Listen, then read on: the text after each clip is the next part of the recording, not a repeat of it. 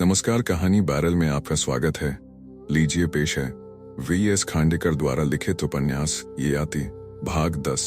उसी समय चलकर यह देखने की जिद कर बैठी कि उस पौधे पर कली आ गई या नहीं।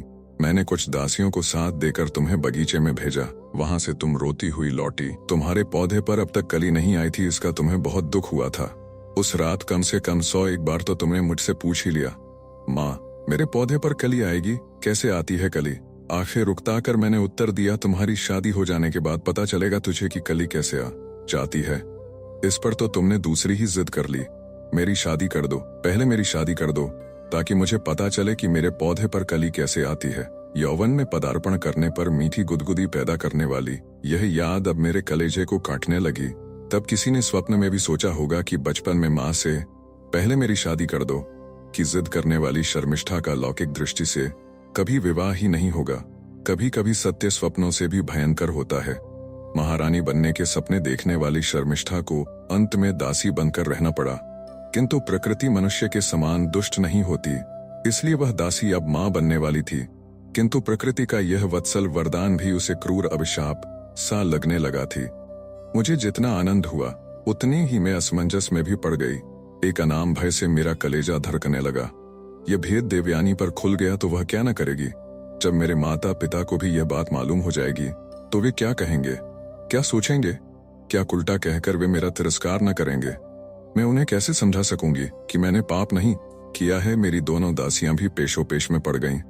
तपस्या करने बैठे शुक्राचार्य के दर्शन कर देवयानी अभी वापस नहीं आई थी, किंतु उसके आ जाने पर विचार कर वह सुन्न पड़ गया। मुझे एकदम कच्छ की याद हो आई। काश इस समय वह यहाँ होता, उसने अवश्य ही मुझे धीरज बंधाया होता। अपनी बहन द्वारा पाप किए जाने का उसे विश्वास होता तो निश्चय ही उस पाप को काटने के लिए उसने अपनी सारी तपस्या की बाजी लगा दी होती। किंतु इस संसार में मैं अकेली, एकदम अकेली, अनाथ नहीं। मैं अनाथ नहीं हूं। हस्तिनापुर के सम्राट की प्रेयसी अनाथ कैसे हो सकती है? ययाति महाराज की प्रिय पत्नी अनाथ कैसे हो सकती है? मुझे अपने डरपोक मन पर स्वयं ही हंसी आ गई। प्रतिदिन प्रातः मैं मन ही मन निश्चय करती कि महाराज से यह मधुर रहस्य आज कह ही दूंगी। हर रात वह निश्चय जुबान पर आ तो जाता, किंतु किसी तरह होठों से बाहर ना आ पाता।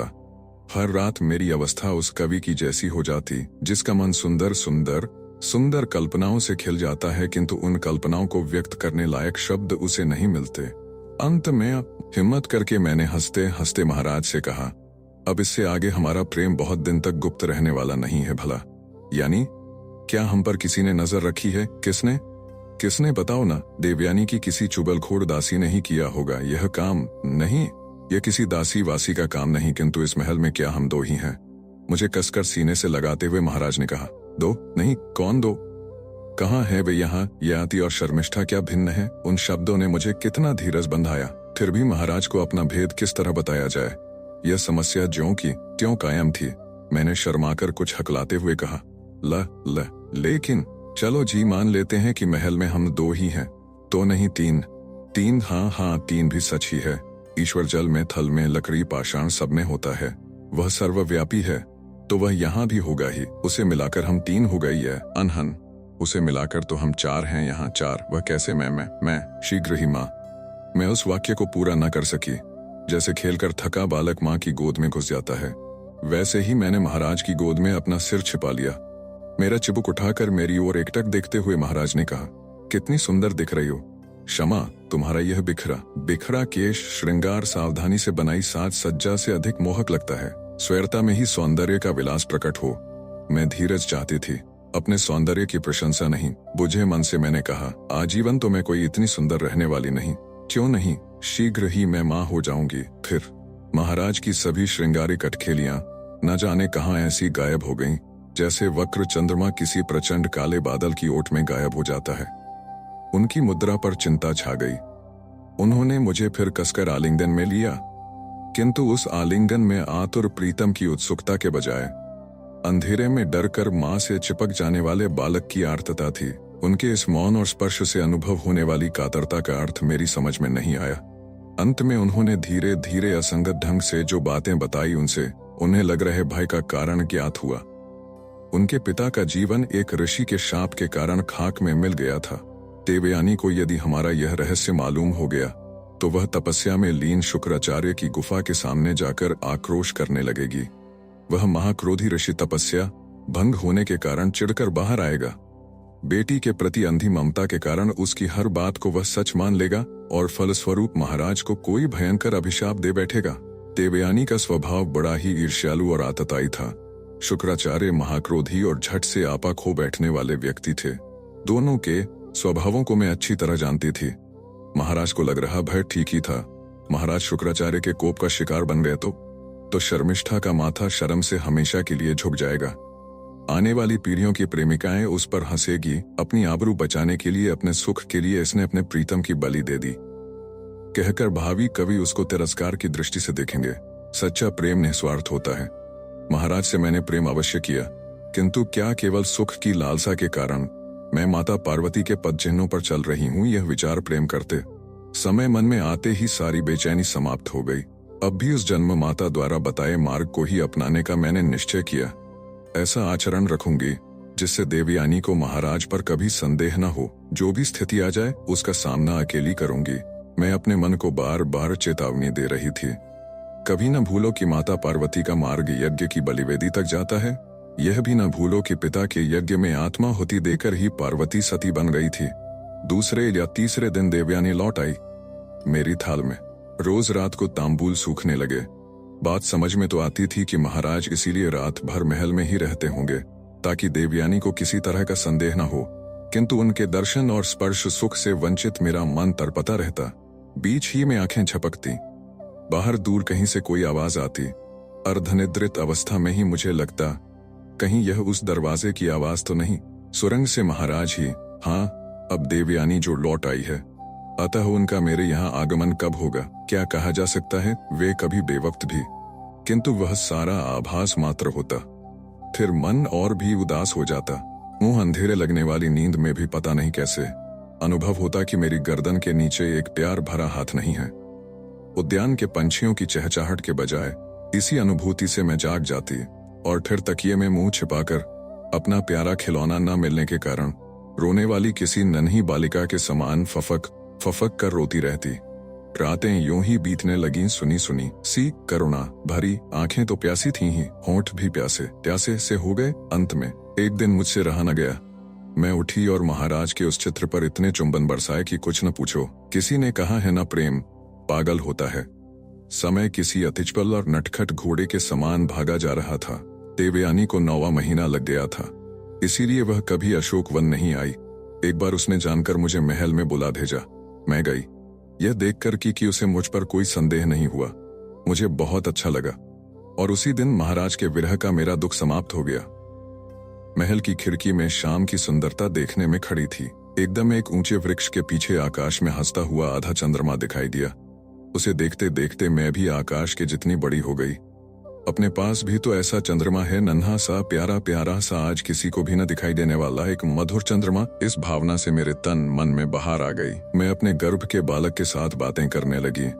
महाराज के सहवास का क्या भरोसा, कभी किसी रात मिला न मिला, किंतु यह नन्ही सी जान तो 8 पहर मेरा साथ दे रही थी। उसका मधुर मुख संगीत दूसरा कोई भी नहीं सुन सकता था, किंतु वह मधुर संगीत एक समा बांध देता जिसमें मैं अपने सारे दुख भूल जाने लगी। महाराज के विरह का दुख, उनके स्पर्श के प्यासे शरीर का दुख कल को मेरे और मेरे बच्चे का स्वागत देवयानी किस तरह करेगी। इस भय के कारण होने वाला दुख सब दुखों की चुभन से उस नन्ही सी अज्ञात जान के सहवास में भौथरा हो गया, जिसका नाक नक्शा मैं जानती नहीं थी और जिसकी आवाज को पहचानती नहीं थी। कच्छ जैसे तपस्वियों को ईश्वर का साक्षात्कार क्या इसी तरह होता होगा, अन्यथा उनका मन इस तरह हमेशा शांत और प्रसन्न कैसे रह सकते। माँ बनने में कितना आनंद है। पत्ते कितने ही सुंदर हों, लता की फूलों के बिना शोभा नहीं। वर्णभाव लता का वैभव है, किंतु फूल उसके सौंदर्य और सुख का सार है। फूल के रूप में वह एक निराली ही दुनिया का निर्माण करती है। निर्माण के इस आनंद का सानी दुनिया का कोई आनंद नहीं होता। तभी तो शुक्राचार्य को संजीवनी विद्या पर इतना नाज था। एकांत में अपने गर्भस्थ शिशु से बातें करते रहने में मुझे बड़ा आनंद आता। मैं उससे पूछती, अब तक कहाँ थे तुम? वह क्या जवाब देता। फिर मैं ही कहती, तुम्हें तुम्हारी यह माँ पसंद आएगी ना? तुम्हारी माँ दासी है, किंतु किंतु वह अपने देश के लिए दासी बनी है। तुम पराक्रमी होगे ना, अपनी माँ को सुख दोगे ना। मेरे पिता इतने बड़े राजा है, किंतु वे मुझे सुखी नहीं बना पाए। तुम्हारे पिता हस्तिनापुर के सम्राट हैं, किंतु वे भी मुझे सुखी रख नहीं पा रहे हैं।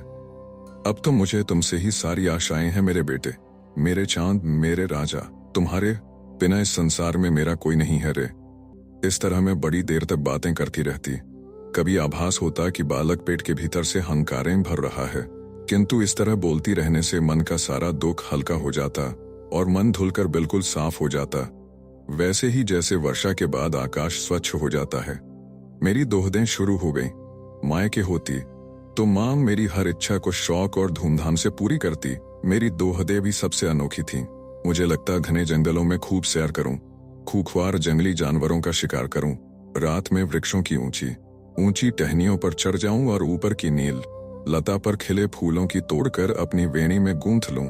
कोई सिंह दिखाई दे तो उसका अयाल पकड़कर उसका मुंह खोल लूं और उसके सारे दांत गिन लूं। ऐसी कितनी ही बातें मन में आने लगी। मुझे अपने पर ही आश्चर्य होने लगा। फिर मेरे ध्यान में आया कि ये मेरी इच्छाएं नहीं, मेरी वासनाएं नहीं, मैं अब स्वतंत्र कहाँ रह गई थी। यह तो मेरा गर्भस्थ शिशु खिलाड़ी बनकर मुझे खिला रहा था। एक दिन तो मुझ पर एक अजीब सी सनक सवार हो गई। लगा बुढ़िया का वेश बनाकर, एकदम जर्जर बुढ़िया का वेश बनाकर महाराज के सामने खड़ी हो जाऊं। वे जब पहचान नहीं पाएंगे तब वेश उतारकर उनसे कहूं, आपने ऋषि का वेश बनाकर मुझे धोखा दिया।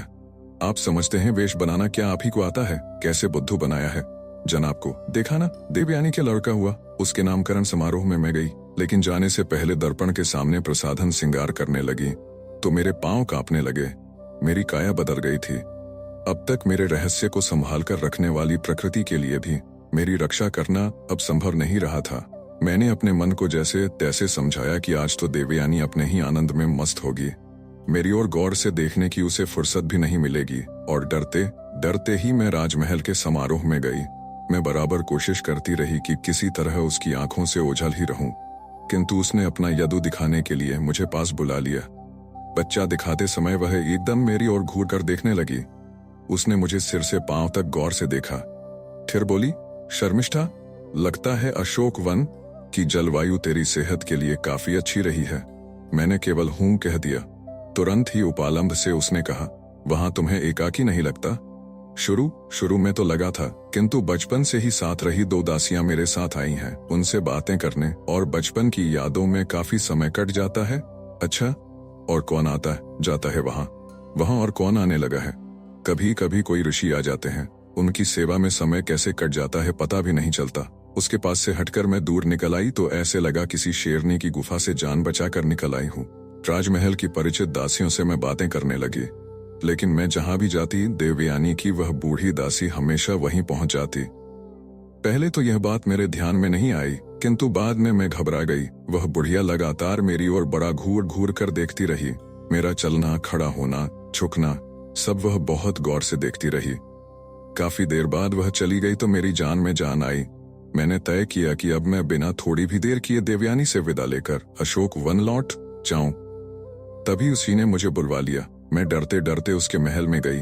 अन्य दासियों को बाहर भेजकर उसने दरवाजा भीतर से बंद कर लिया और बहुत ही दमपट भरी आवाज में मुझसे पूछा, तू गर्भवती हो गई है? मैंने गर्दन हिलाकर हाँ कहा। यह व्यभिचार, मैं व्यभिचारिणी नहीं हूं। एक बड़े ऋषि के आशीर्वाद से। ऋषि के आशीर्वाद से? कौन है यह ऋषि? उसका नाम, गोत्र, कुल बोलती क्यों नहीं? तेरी बोलती क्यों बंद हो गई? किसने की यह कृपा तुझ पर? क्या कच ने? सारी रात मैं तड़पती रही। मेरा प्रेम कोई पाप नहीं था, और वह पाप हो भी तो कच से उसका क्या संबंध? कच तो बहुत ही पवित्र है। मुझे अपने पर ही बार बार क्रोध आ रहा था।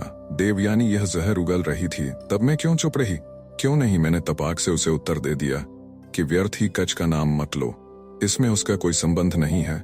वैसे उत्तर मैं दे देती तो उसने मुझसे कुरेद अनाप शनाप सवाल किए होते और फिर कच से मन ही मन क्षमा मांगने के अलावा मैं कर भी क्या सकती थी। उसकी स्नेहशील मूर्ति मेरी आंखों के सामने आ गई।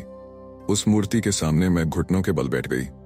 हाथ जोड़कर उससे कहा, मेरे भैया, क्षमा करना, अपनी इस दुर्बल बहन को क्षमा करना। जीवन का क्या यही नियम है कि दोहक के साथ सागर पार किए बिना आनंद के सदाबहार फूल आते ही नहीं? प्रसव पीड़ा ने मुझे मौत के द्वार पर खड़ा कर दिया। जन्म और मृत्यु का वह विचित्र मेल देखकर मेरी तो मति कुंठित हो गई। महाराज के बाहुपाश में जो शरीर क्षण भर प्रतिपल खिलता फूलता था, वही अब असीम पीड़ा से प्रतिक्षण कराह रहा था, दर्दीले बल खा रहा था। पीड़ा असह्य हो जाती तो मैं आंखें मूंद लेती, किंतु तब लगता कि शायद अब फिर कभी ये आंखें खुलेंगी ही नहीं, सदा के लिए बंद हो जाएंगी। यह बेरहम किंतु सुंदर दुनिया अब मुझे फिर से दिखाई नहीं देगी। मेरा शिष्य वह दिखने में कैसा होगा, लड़का होगा या लड़की? भगवान मुझे उठा लेना ही चाहते हो तो कम से कम बच्चे को देख लेने के बाद उठा लें। उसे एक बार, बस एक बार तो छाती से लगा लेने दो, उसके बाद उठा लेना। मुझे कुछ ऐसा लगा मानो जंगल में फैला झुटपुटा एकदम गायब हो गया और चारों ओर अंधेरा छा गया। आगे क्या हुआ मुझे कोई भान नहीं। मेरी आंखें खुली तो लगा जैसे मैं युगों सोकर जागी हूं। मेरी दोनों दासियां मेरे कानों में कुछ फुसफुसा रही थीं, किंतु वे क्या कह रही हैं मेरी समझ में नहीं आ रहा था। किंतु 5-10 क्षणों बाद ही उनके शब्दों से तीनों लोग भर देने वाला संगीत सुनाई दिया। मैं सुन रही थी, कानों में प्राण समेट कर सुन रही थी। मेरी दासियां कह रही थीं, लड़का हुआ है, लड़का लड़का, गोरा चिट्टा एकदम स्वस्थ लड़का लड़का। मेरे बच्चे की बरही पर केवल 3 व्यक्ति उपस्थित थे, मैं और मेरी दोनों दासियां। देवयानी दूर से ही सब सुन रही थी, किंतु ऐसे दिखा रही थी जैसे शर्मिष्ठा के लड़का हुआ यह उसे मालूम ही नहीं हो। उसने मुझसे खुल्लम खुल्ला बैर नहीं छेड़ा था, किंतु मुझ पर कड़ी निगरानी रखने का पूरा प्रबंध कर रखा था। अशोक वन में क्या हो रहा है उसको एक एक बात का पता रहता था। मेरा बेटा एक सम्राट का पुत्र था, किंतु अभागे ने शर्मिष्ठा की कोख से जन्म लिया था। सज्जित और सुशोभित किए पालने में झुलाकर उसका नामकरण समारोह कौन करता। मेरे मन में उसका नाम पुरुरवा रखने का विचार आया, किंतु मुझे भय था कि इस नाम के कारण देवयानी के मन में वही संदेह पैदा हो जाएगा जो नहीं होना चाहिए। वह अवश्य ही महाराज के महापराक्रमी परदादा का नाम था, इसीलिए मैं उसका मोह संवरण नहीं कर सकी। मैंने उसका नाम पुरु रखा। नामकरण समारोह हुआ बाहर के उद्यान के एक कोने में। मेरे हाथों का पलना उस पालने पर लटकाया चांद का खिलौना, आसपास की वृक्ष लताओं की मालाएं, यही था मेरे बेटे की बरही का सारा साज।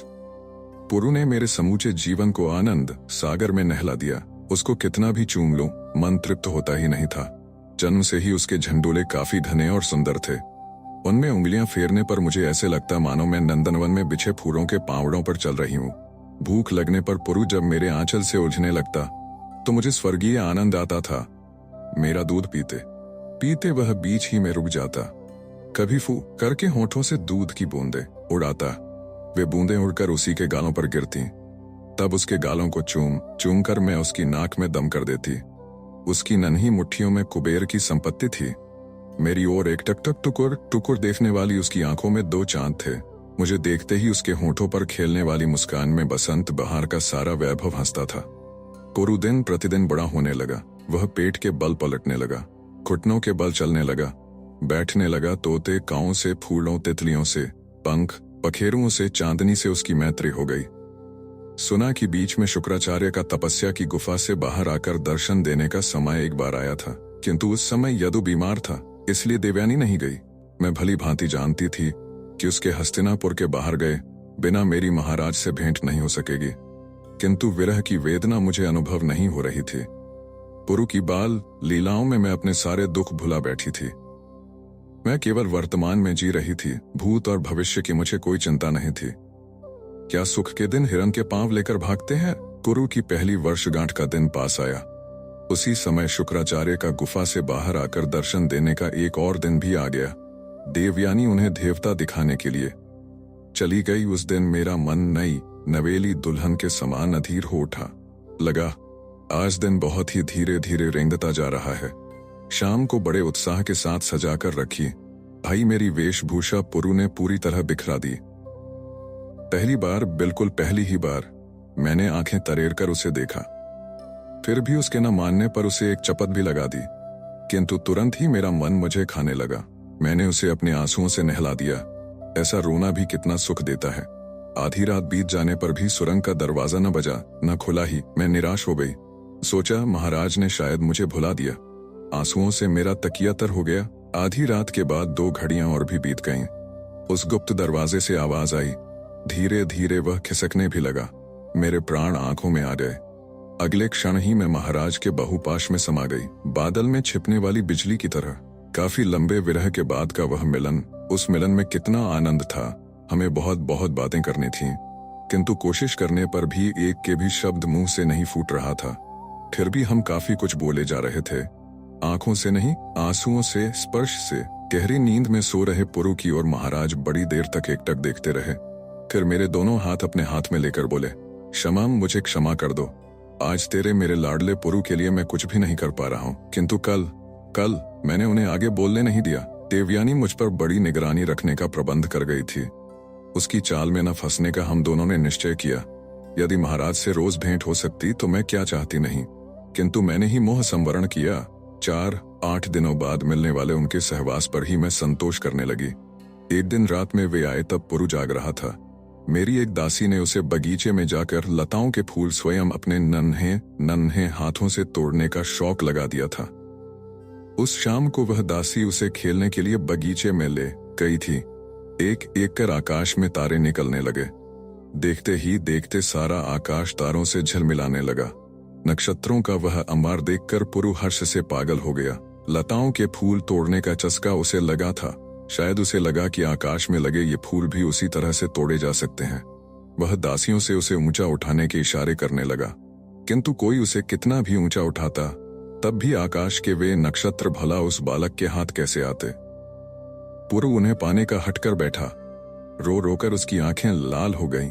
उसे खिलाते समय एक कौर हाथों में लेकर मैंने तोता, कौवा, चिड़िया, बिल्ली आदि उसके सारे मित्रों को याद किया, किंतु उसने अन्न के एक कण को भी स्पर्श नहीं किया। आधी रात तक मैं उसे कंधे पर लिए थपकियां देकर सुलाती रही। वह भी पूरी जिद पर आ गया था, हट से जागता ही रहा था। महाराज ने उसे पहले ही बाजारा हुआ देखा था। उसे लेने के लिए उन्होंने अपने दोनों हाथ फैलाए। पुरु ने उनकी ओर एकटक क्षण भर देखा। उनकी तरफ लपकने जैसा कुछ झपटा भी, किंतु फिर पता नहीं क्या सोचकर सिर हिलाकर ना कहते हुए उसने महाराज से मुख मोड़ लिया। माँ के कंधे पर आराम से पड़ी उसकी नन्ही सी मूर्ति की पृष्ठाकृति की ओर महाराज देखने लगे। तभी पुरु अपने नन्हे हाथों से मेरा मुंह पकड़कर घुमाने लगा। वह मुझे कोई चीज दिखाना चाह रहा था। शायद वह क्या दिखाना चाहता है, पहले ठीक से मेरे ध्यान में नहीं आया, किंतु जब ध्यान में आ गया तब तो देखा कोने में मेरे द्वारा बनाया हुआ महाराज का वह चित्र रखा था। पुरु बार बार उस चित्र की ओर और बाद में महाराज की ओर उंगली दिखा रहा था। वह अपनी मुंह बोली से मुझे बता रहा था कि यह चित्र महाराज का ही है। चतुर कहीं का, कहते हुए महाराज ने कितनी वत्सलता से उसे चूम लिया। उन्होंने उसे जहां चूमा था उसी स्थान पर तुरंत ही उसे चूमते समय मुझे कितनी गुदगुदी हुई थी। उस एक चुंबन के 2 रसों में मुझे सरोबार कर दिया।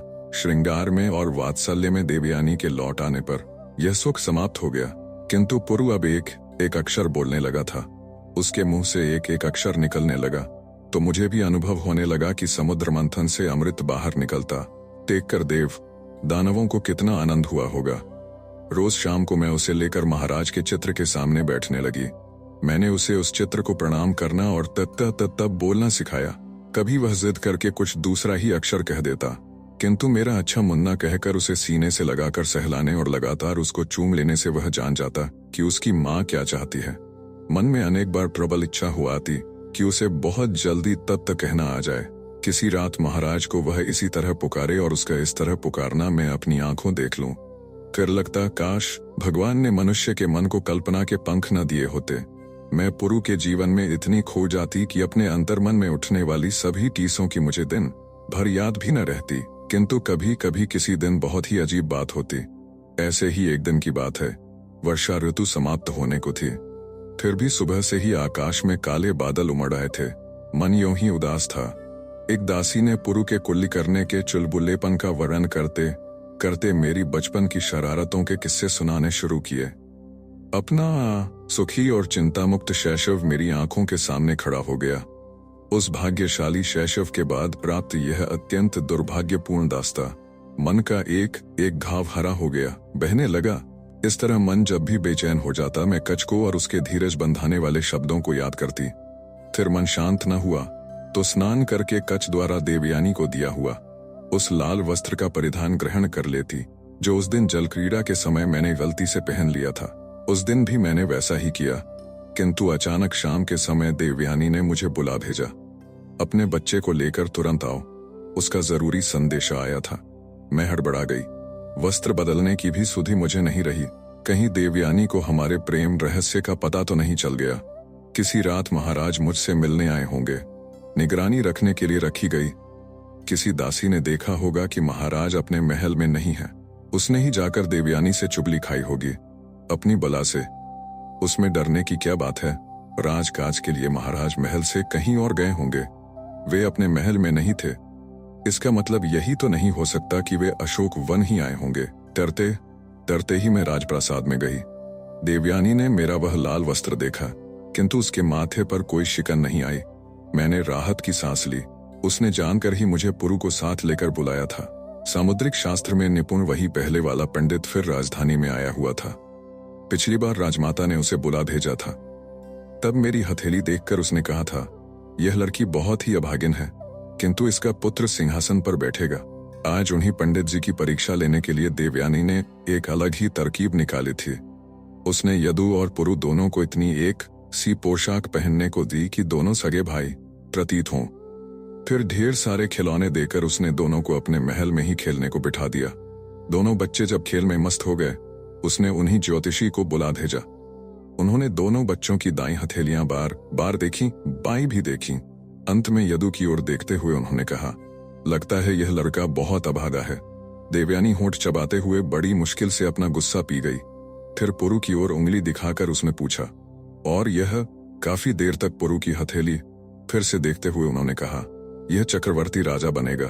देवयानी पर जैसे गाज गिरी। पंडित जी की फजीहत करने के लिए उसने कहा, पंडित जी महाराज, ये दोनों सगे भाई हैं, दोनों राजकुमार हैं, उनके जीवन में इतना अंतर कैसे हो सकता है? ज्योतिषी ने शांत भाव से उत्तर दिया, भाग्य एक बहुत अद्भुत शक्ति होती है महारानी। जिस आकाश में शुक्र का तारा जगमगाता रहता है, उसी आकाश से उल्का धरती पर गिरकर पत्थर हो जाती है। देवयानी ज्योतिषी महाराज को जैसे तैसे विदा करने की जल्दी मचा ही रही थी कि स्वयं महाराज अचानक महल में पधारे। उनके साथ उनका मित्र माधव भी था। महाराज को देखते ही कहता हुआ पुरु उनके पास जाने के लिए मचलने लगा। एक बार तो उसने महाराज की तरफ लपकने की कोशिश भी की। मेरे तो होश हवास उड़ गए।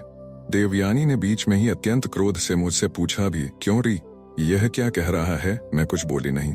सौभाग्य से पुरु के उस एकाक्षरी मंत्र का अर्थ किसी के ध्यान में नहीं आया।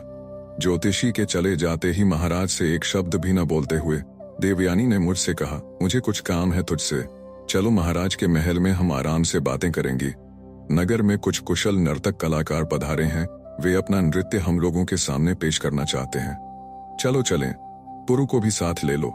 महाराज के महल से कदम बाहर रखते ही देवयानी ने अपने हाथों दरवाजा बंद कर लिया। मैं सकपकाई।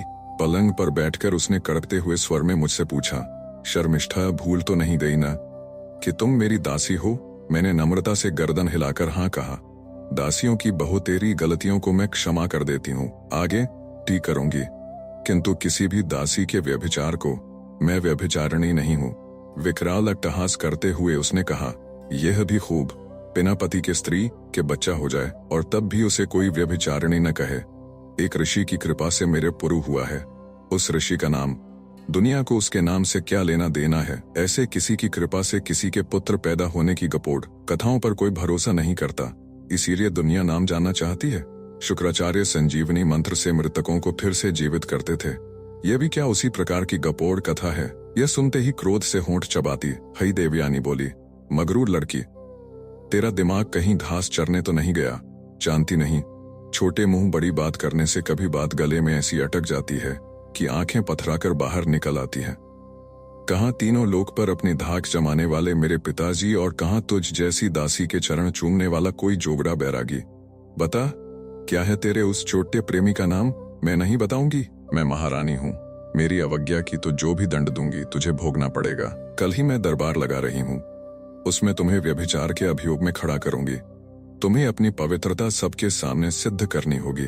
लोगों को तेरी बात न अंची तो अच्छा किया यह लाल वस्त्र तुमने पहन लिया। सूली पर चढ़ने वाले को लाल वस्त्र ही पहनना होता है।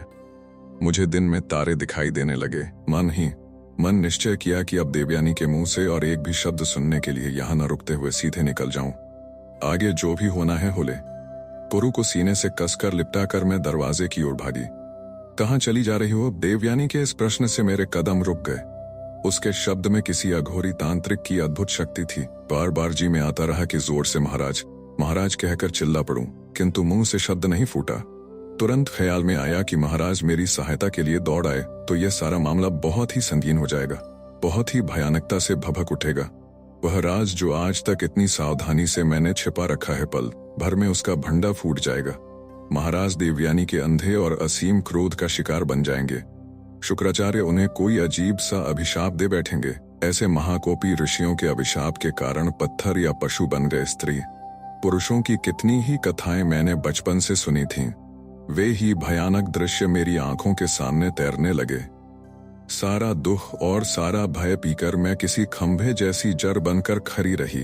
देवयानी ने मुझे अपने पीछे पीछे आने का इशारा किया। यंत्रवत मैं उसके पीछे पीछे चलने लगी। वह महल के पूरब की ओर वाली दीवार के पास गई। दीवार वो अन्य दीवारों के समान ही दिखाई दे रही थी, किंतु उसमें शायद कहीं पर एक गुप्त कल थी। जैसी अशोक वन में थी वैसी ही देवयानी द्वारा कल दबाए जाते ही एक द्वार खुल गया। उसने कहा, चल इसके भीतर आगे आगे चलती जा। किसी मंत्रबद्ध की भांति मैं उस सुरंग की सीढ़ियां उतरने लगी। मेरे पीछे पीछे वह भी उतरती आ रही थी। मैं समझ नहीं पा रही थी कि इस सुरंग के रास्ते वह मुझे कहां ले जाना चाहती है और मेरा क्या करने जा रही है। किंतु सुरंग कोई बहुत लंबी नहीं थी। उसके दूसरे सिरे पर एक तहखाना था। देवयानी मेरी ओर मुड़कर बोली, अंदर जा, अच्छा एकांत है। इस तहखाने में चाहो तो अपने उस छोटे प्रीतम को भी यहाँ बुला लो जी, भरकर मौज उड़ाने के लिए। किंतु एक बात ध्यान में रखना, अपने प्रीतम का नाम बताना है या नहीं, इसका निर्णय आज रात ही तुम्हें करना होगा। तेरा प्रीतम ऋषि है ना, तो मंत्र सामर्थ्य से वह यहाँ आ सकता है। वह नहीं आया तो उसके इस छोकरे से सलाह ले लो। मैं सुबह आऊंगी, तुमने अपने प्रीतम का नाम तब बता दिया तो ठीक ही है, वरना सारे नगर में ड्योढ़ी पिटवा दूंगी। शाम को दरबार लगवाऊंगी, उसमें तुम्हारे व्यभिचार की जांच होगी। और बोलते वह रुकी, फिर केवल हंस दी। उसकी उस हंसी में हलाहल का सारा निचोड़ समाया हुआ था। तुरंत ही मृदुता से कहने लगी, यहाँ जब कोई तपस्या के लिए बैठता है न, तब हम लोग उसकी सेवा के लिए किसी न किसी को यहाँ रखते आए हैं।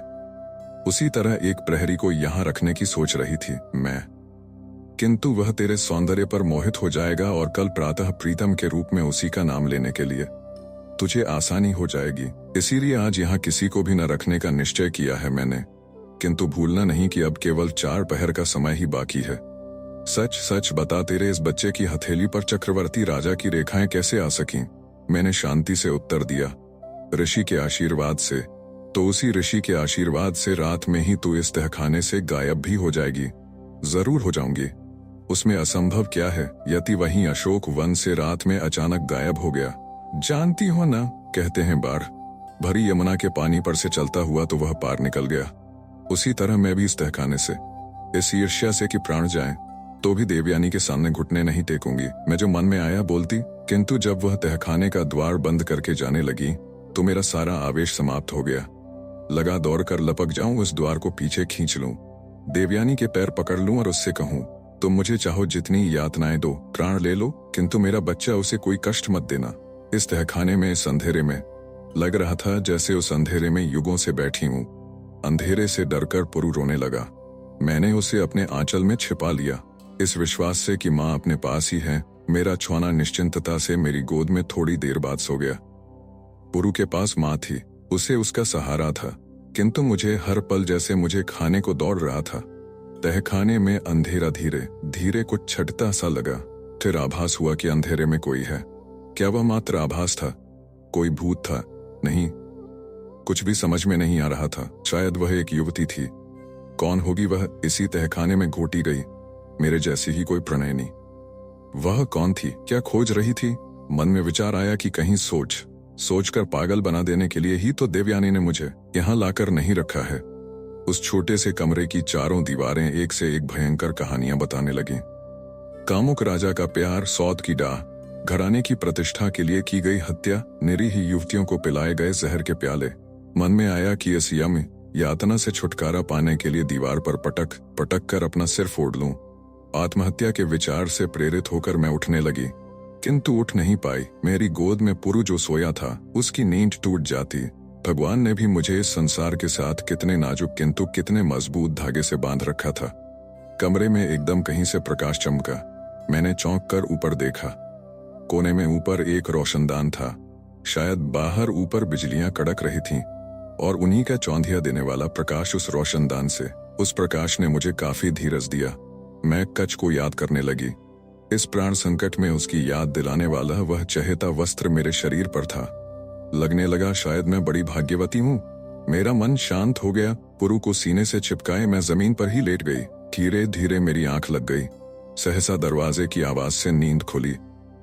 पहले तो लगा यह सब सपना है, किंतु वह सपना नहीं था। किसी ने तहखाने का दरवाजा खोला था। आशा और भय की कैंची से मन की एक एक धज्जी अलग होने लगी। क्या कोई मुझे रिहा करने आया है या देवयानी स्वयं विष का प्याला लिए फिर लौट आई है? तभी बिजली की चौंध से तहखाना जगमगा उठा। उस प्रकाश में भीतर आए व्यक्ति को मैंने अच्छी तरह पहचान लिया। वे महाराज थे। पास आकर उन्होंने मेरे कंधे पर हाथ रखा। वे मुझसे कुछ भी बोले नहीं, दरवाजे की तरफ चलने लगे। पुरु को लेकर मैं उनके पीछे पीछे चलने लगी। हम लोग झट से ऊपर महल में आ गए। महल के दक्षिण की दीवार में कोई कल थी जिसे महाराज ने दबाया। महाराज आगे बढ़े, पीछे पीछे मैं चलने लगी। इस दौड़ धूप में पुरु जाग गया था और ततः कर महाराज को पुकारने लगा था। उसके मुंह पर हाथ रखकर मैं उसे चुप करा रही थी।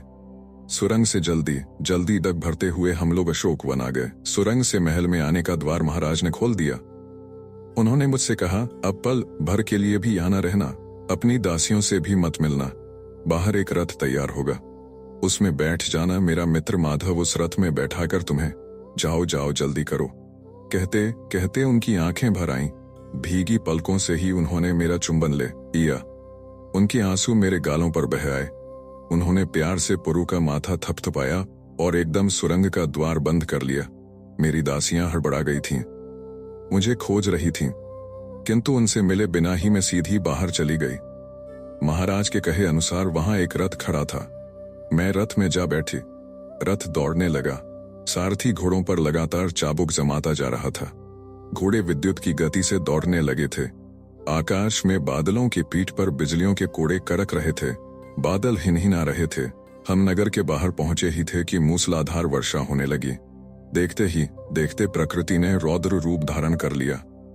कल प्रातः शर्मिष्ठा को तहखाने से गायब पाकर देवयानी भी इसी तरह तांडव करने लगेगी। मन की अत्यंत विकल अवस्था में भी यह विचार उसे छू ही गया। रथ दौड़ा जा रहा था।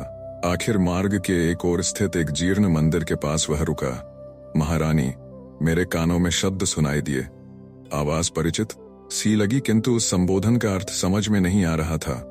मैं चुप रही। फिर से वही पुकार आई। सारथी के पास बैठकर पूरा भीग चुका माधव ही मुझे संबोधित कर रहा था। महारानी, उस संबोधन से मेरा अंग पुलकित हो उठा। क्षण भर तो मैंने आंखें मूंद कर उस संबोधन का आनंद जी भरकर लूट लिया। माधव कह रहा था, महारानी जी यहीं पर उतर जाएं? क्या महाराज की यही आज्ञा है? जी हाँ, किसी को किसी बात का संदेह न हो, इस हेतु मैं तुरंत रथ लेकर राजधानी लौट जा रहा हूँ। महारानी जी फिर से कभी हस्तिनापुर न आए, उसमें खतरा है ऐसा। कहते वह रुक गया। पुरु को लेकर मैं रथ से उतर गई। महारानी पर पर्जन्य का अभिषेक हो रहा था। भावी चक्रवर्ती राजा पर बिजलियां चनवट डुला रही थीं। मैंने माधव से कहा, महाराज से मेरा एक संदेशा कह दोगे? जी कहिए। कहना, शर्मिष्ठा अपने मन में हमेशा महाराज के चरणों की पूजा करती रहेगी। मृत्यु के द्वार पर पहुंच जाने पर भी उनकी आज्ञा हमेशा उसके सिर आंखों पर रहेगी। और क्या? फना मेरा पुरु जहां भी रहे उनका वरदहस्त हमेशा उसके मस्तक पर बना रहे। महाराज के आशीर्वाद से आगे मुझसे बोला नहीं गया। धीक कर वर्षा से तर हुए पुरु को सीने से कसकर चिपकाते हुए मैंने कहा, चलिए मुन्ने राजा, चलिए। प्रकृति का नवनिर्माण करने वाला पर्जन्य तुम्हारे साथ है। आकाश को आलोकित करने वाली बिजली आपकी मां के हाथ का दीपक है। चलिए, इस पर्जन्य से भी अधिक शीतल होने के लिए चलिए। इस बिजली से भी अधिक तेजस्वी बनने के लिए चलिए। ययाति देवयानी का प्रथम नृत्य समाप्त हुआ। सम्मान और सराहना, दर्शकों की तालियों की गड़गड़ाहट हुई। वह रुकी ही थी कि बादल भी गरजने लगे। मैं देवयानी को साथ लेकर नृत्यशाला में आया, तभी आकाश में बादल छाए थे, काले स्याह है। शायद देवयानी के मन में भी उतने ही काले विचार उमड़ घुमड़ रहे थे। मैंने उससे पूछा, अपना नृत्य देखने के लिए तुमने शर्मिष्ठा को रोक क्यों न लिया? उसने हंसते हुए उत्तर दिया, काफी आग्रह किया मैंने उससे, किंतु उसका जी अच्छा नहीं था, इसलिए शाम को ही वह अशोक वन वापस चली गई। किंतु मन में जागा संदेह मुझे चुप बैठने नहीं दे रहा था। देवयानी की आंखें किसी आसुरी आनंद से चमक रही थीं, घने काले बादलों में दमकने वाली दामिनी की तरह।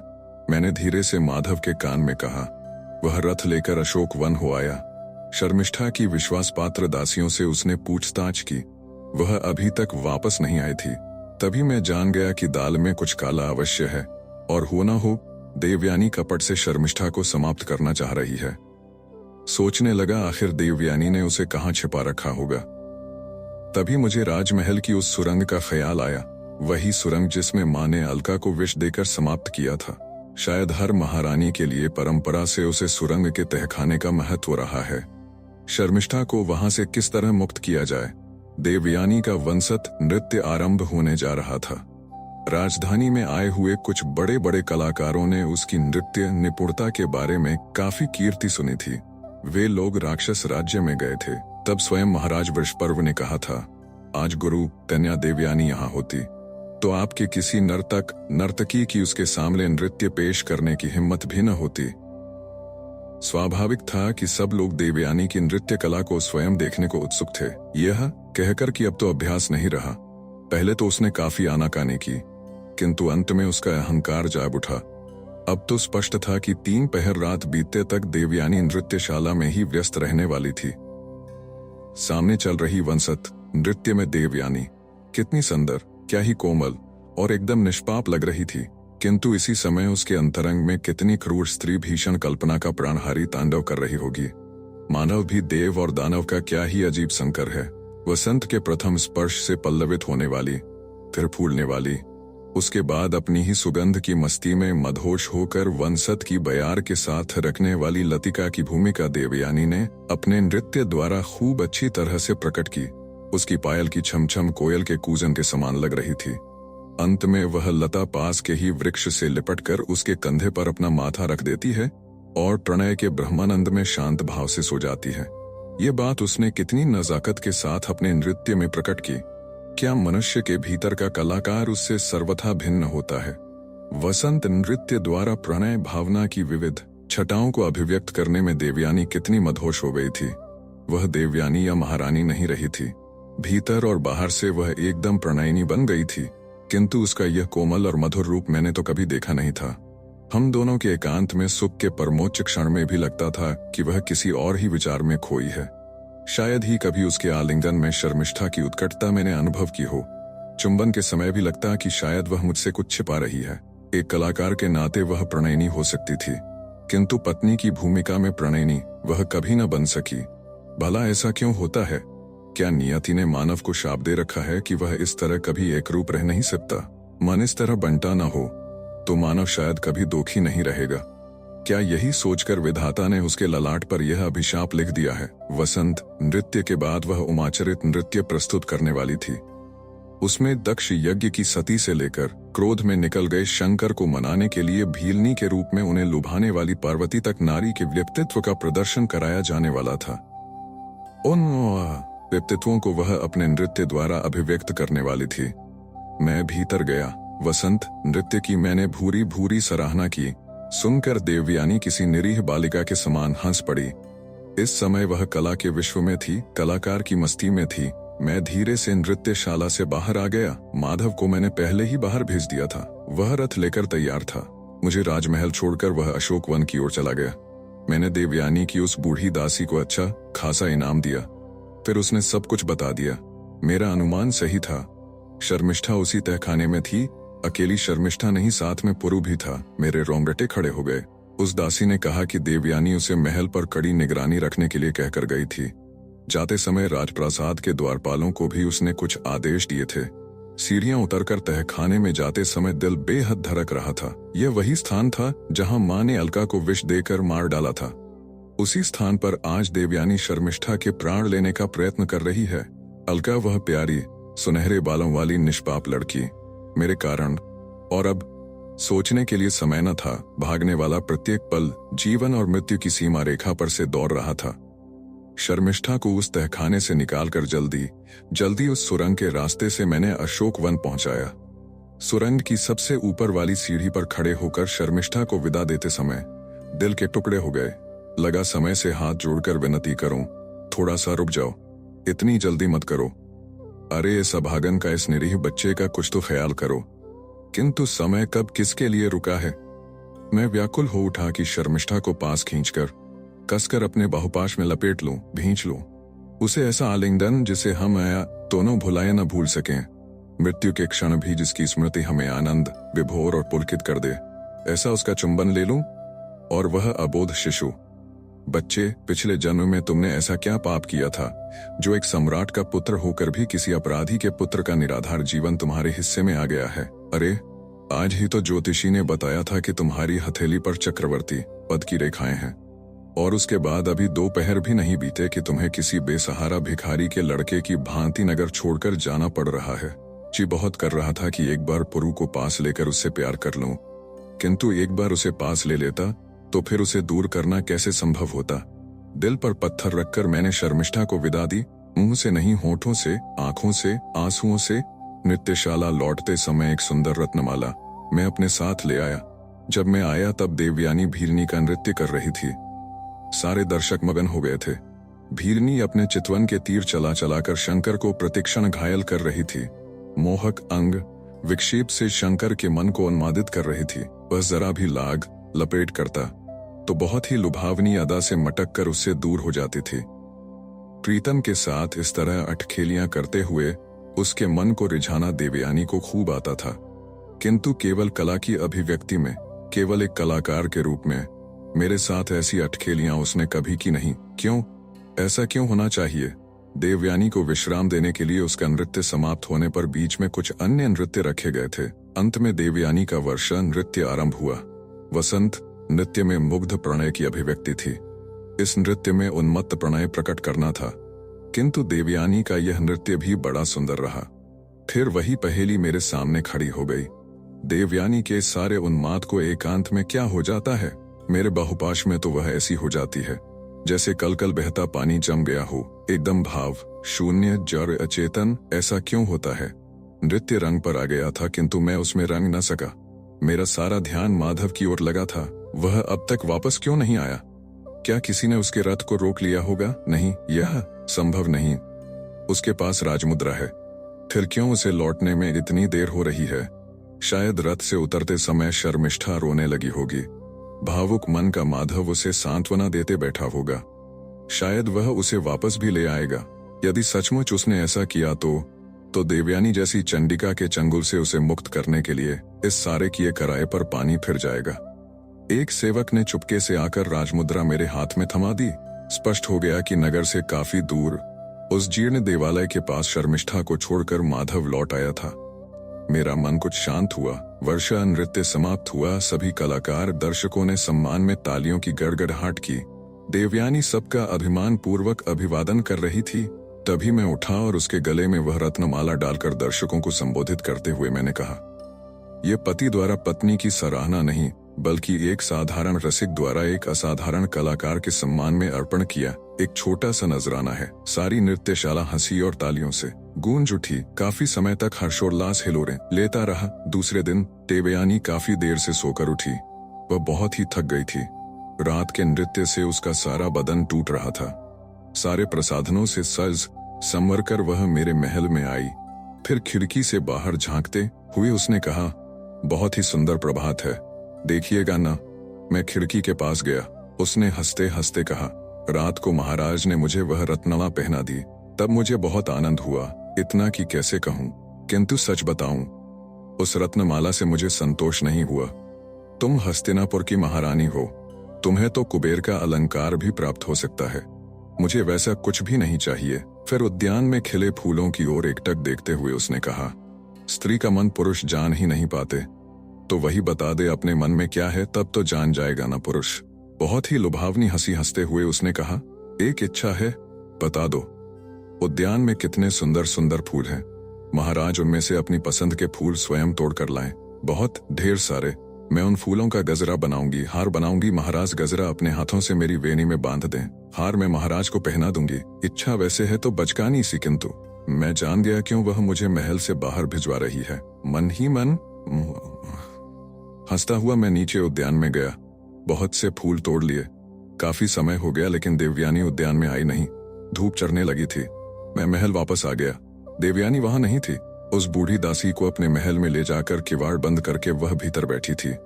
अन्य दासियां कहने को तो अपना अपना काम कर रही थीं, किंतु साफ दिखाई दे रहा था कि सबका ध्यान देवयानी के महल के बंद दरवाजे पर ही था। सभी दासियों की आंखों में कुछ उसी तरह का भाव था जैसे आंधी, वर्षा से डरी चिड़ियां सिमटकर दुबकती हुई किसी सहारे की खोज में होती हैं। तीसरे पहर देवयानी मेरे महल में आई। उसका चेहरा बिल्कुल उतरा हुआ था। एकदम टका सा सवाल उसने किया, कल रात बीच ही में महाराज नृत्यशाला से उठकर महल आए थे? हाँ, किस लिए? तुम्हारा वसंत नृत्य देखने के बाद तुम्हें रत्नमाला देने की कल्पना मेरे मन में आई। मेरे चेहरे पर उठने वाले भावों को सूक्ष्मता से परखते हुए उसने कहा, क्या महाराज को पता है कि शर्मिष्ठा गायब हो गई है? शर्मिष्ठा गायब हो गई? कैसे? अशोक वन से भाग गई। वह कहाँ गई? भाग जाने वाला यह थोड़े ही बताकर जाता है कि वह कहाँ जा रहा है। देवयानी का पांसा उसी पर पलटा था। नहीं, मैंने पलटाया था। विजय का उन्माद मदिरा से भी विलक्षण होता है। संध्या तक मैं उसी के नशे में था। कहीं गया नहीं, माधव के यहां भी नहीं, कुछ भी किया नहीं, किंतु उसे पराभूत करने का आनंद कितना क्षणजीवी था। 4 पहर बाद ही मुझे मालूम हो गया। दिन ढल गया, रात आ गई। आज की रात कल जैसी तूफानी नहीं थी। उसने अपनी चंडिका की भूमिका छोड़ दी थी, पूरी तरह से बदल दी थी। किसी मुग्ध प्रणयिनी की तरह शर्माती लजाती हुई वह आकाश के रंग महल में प्रवेश कर रही थी। रंग मंदिरा में आते आते यह सुंदर रजनी एक रत्न दीप जलाते आ रही थी। प्रत्येक तारा मेरे मन में शर्मिष्ठा की एक स्मृति जगाता था। देखते ही देखते मन में उसकी अनेक मधुर और उन्मादक स्मृतियां जाग गईं। कुछ सुखदायी थीं, कुछ दुखदायी।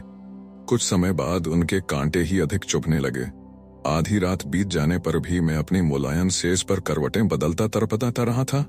ये स्मृतियां किसी भी तरह मेरा पीछा नहीं छोड़ रही थीं। शहद का छत्ता उतारने वाले को दंश मार मारकर मधु मक्खियां जिस तरह उसका जीना हराम कर देती हैं, इन स्मृतियों ने वैसी ही हालत मेरी भी कर डाली थी। कल रात शर्मिष्ठा को मुक्त करते समय मैं इस भ्रम में था कि मैं कोई बहुत बड़ा काम कर रहा हूं। अब वह भ्रम मिट गया। कल की रात बार बार डसकर मुझसे पूछ रही थी, इस समय कहाँ है वह शर्मिष्ठा जिसे अपनी बाहों में भरते समय तुम स्वर्गीय आनंद अनुभव कर रहे थे? आज तुम महल में अपने पलंग पर आराम से लेटे हो, और वह देखो निर्दयी, जरा सोचकर देख ले बेरहम, जरा आंखें खोलकर देख ले। वीराने में किसी मचान पर धरती पर ही सोई है वह बिचारी अभागन। तेरे दिल के समान कठोर किसी पत्थर को सिरहाना बनाकर वह अभागन प्रणयिनी विश्राम करने का प्रयास कर रही है, और उस सिरहाने को वह आंसुओं से नहला रही है। वह महज यह सोचकर अपने मन को समझा रही है कि मेरी हो ना, मेरी हो ना। कहते हुए मुझे सीने से कसकर लगा रखने वाले प्रीतम का मन भी मुझे इस तरह आंधी वर्षा में अकेली छोड़ती समय जरा भी नहीं पसीजा। जो भला सिरहाने का यह पत्थर मेरे आंसुओं से कहाँ गलेगा, जिनके अनगिनत जलते हुए चुंबनों से भी तेरी प्यास बुझती नहीं थी।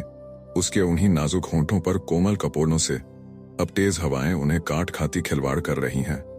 देख, अरे बेदर्दी, अच्छी तरह आंखें मलकर देख ले, पुरु को ठंड ना लग जाए। इसलिए उस शीत से बचाने के लिए कैसे वह अपनी सारी की सारी गर्माहट उसे देने के लिए छटपटा रही है। और यहाँ महल में परों की सेज पर तुझे शैया सूझी है। यही है तेरा शर्मिष्ठा से प्रेम, यही है तेरा पुरु के प्रति वात्सल्य।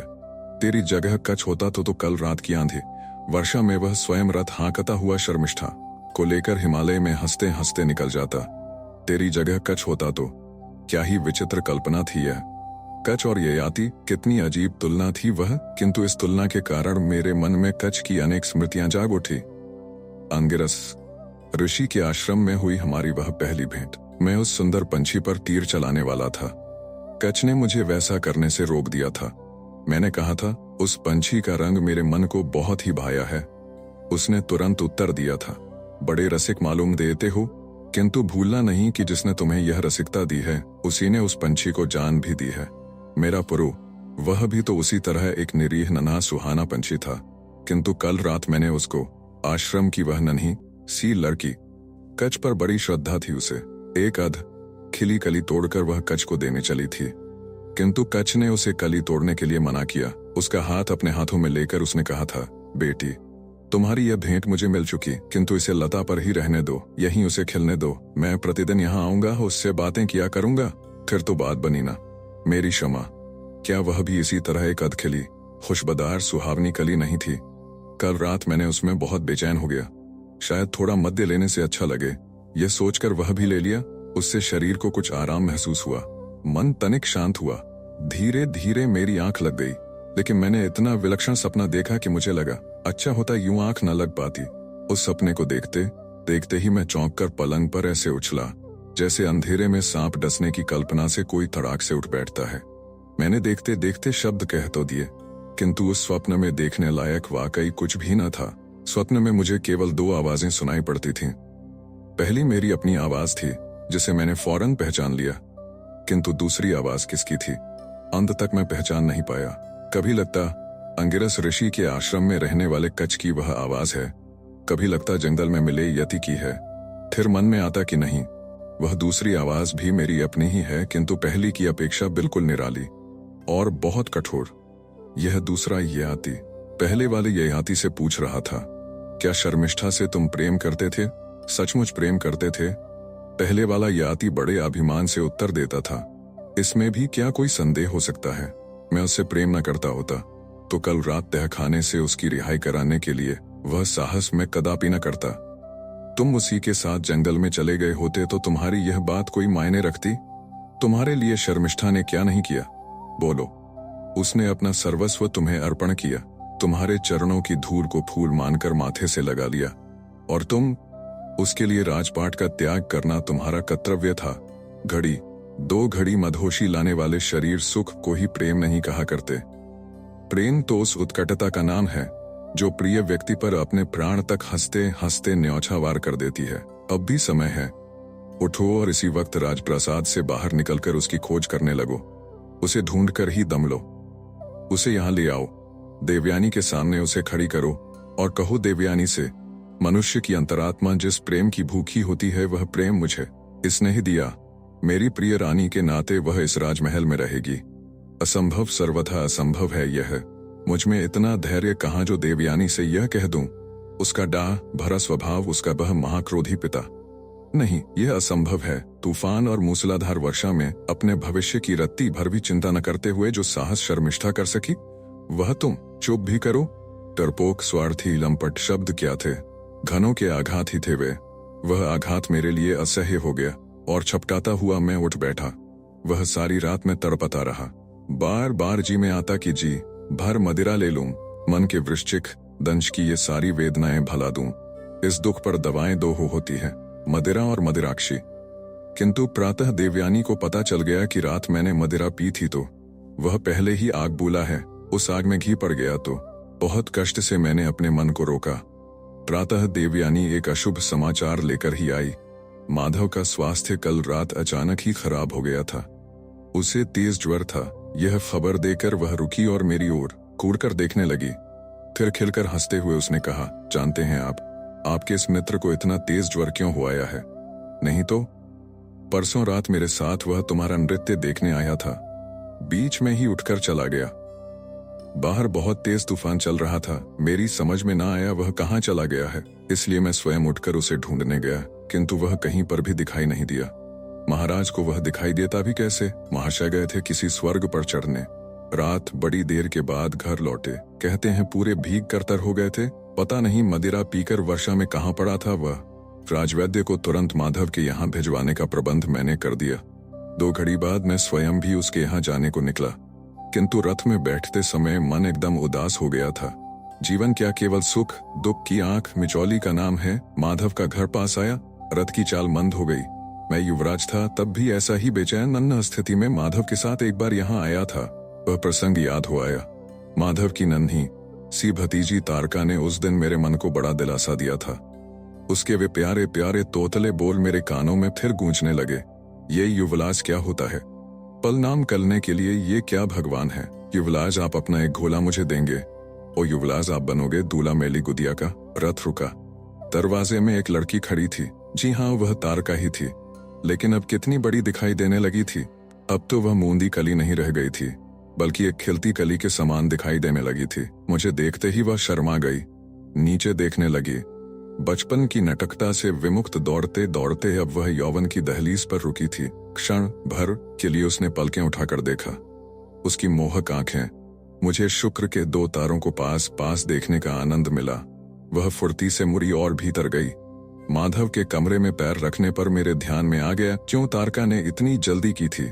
मेरे लिए उसने एक सुंदर आसन ला कर रखा था। माधव जल बिन मछली की तरह तड़प रहा था।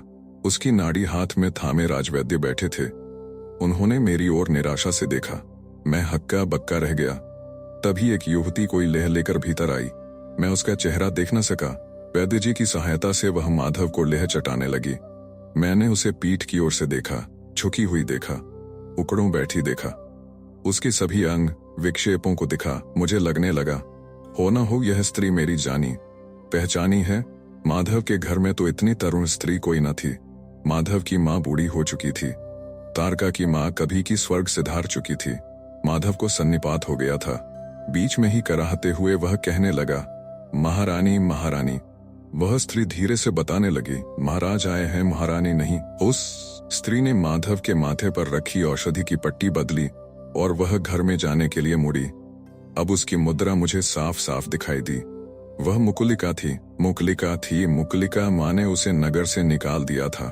आप सुन रहे थे कहानी बैरल से V.S. खांडेकर द्वारा लिखित उपन्यास यति भाग 10। वीडियो पसंद आया तो इसे लाइक करिए और चैनल को भी सब्सक्राइब कीजिए। धन्यवाद।